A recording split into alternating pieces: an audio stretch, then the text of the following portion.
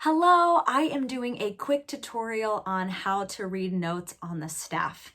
I know that this is something that we have to keep practicing and keep working on, but the more you practice, the quicker this will come to you. I like to use a method known as landmark notes. I find that this is a quicker way. The other thing that you want to get really good at is knowing the order of your alphabet, your musical alphabet, going forwards and backwards, okay? So going forwards, A, B, C, D, E, F, G, and then going backwards, G, F, E, D, C, B, A, okay? You want to be able to say those forward and backward with ease. Now, the first note that is a landmark note that you need to memorize is, let's see if I can hold this at the same time, is middle C. This is kind of like your starting point, okay? So middle C, if the stem is going up, then that's going to be in what we call the treble clef.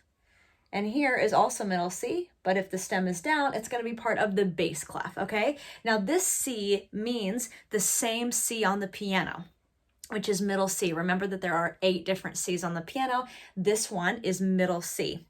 Then after that, whether you're going up like this or down, you're going to keep going in order of the alphabet. So what we're going to do is learn that the treble clef is also known as the G clef, okay? The bass clef is known as the F clef. Now let's go back to the G clef for a second. This little circle here wraps around the G line. So the second line on the staff is a G. So we're memorizing middle C, and then G is on the second line. Now another one that would be good to memorize on the treble clef would be your very top note, and that is F, okay? So for the treble clef, we're memorizing middle C, G, and F. And then if you have a note that's somewhere not on a landmark note, like here, or let's say here, then what you do is you go to your closest landmark note, and then you work your way from there. So let's say this one, for example, this one is close to here, our top one. So if this is F, we're gonna go backwards because it's going down. So we're gonna go F, E, D, and C. So we know that that's a C. If we're looking for here on the second space, this note here, we know that G on the second line is G, so this is right above it, which is G, A. So we know that that is A, okay?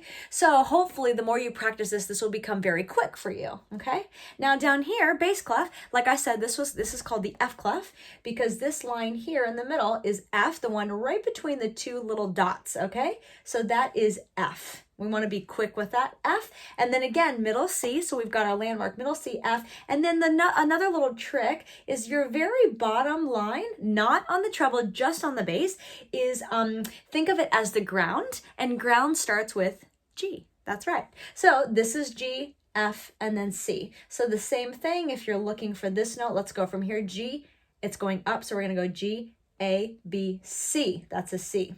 If it's, let's say the note is here, we know that this is F and we're going down one, F, E, okay? Hopefully that makes sense. If you have any questions, please contact me and I will be happy to assist you further. Have a great day.